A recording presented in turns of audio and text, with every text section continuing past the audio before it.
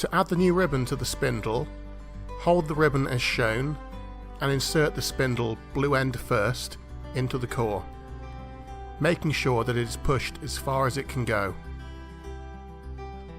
And then insert the other spindle into the empty core.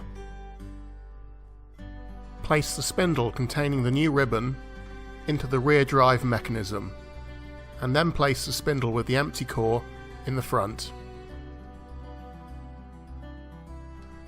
Now feed some ribbon off of the back of the roll and then beneath the print head.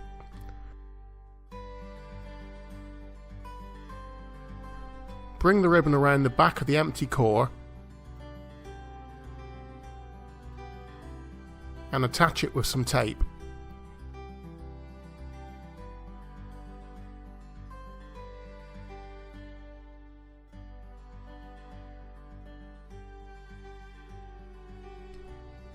Now turn the blue wheel in a counterclockwise motion to take up any slack in the ribbon. Then lower the print head into place before closing the lid.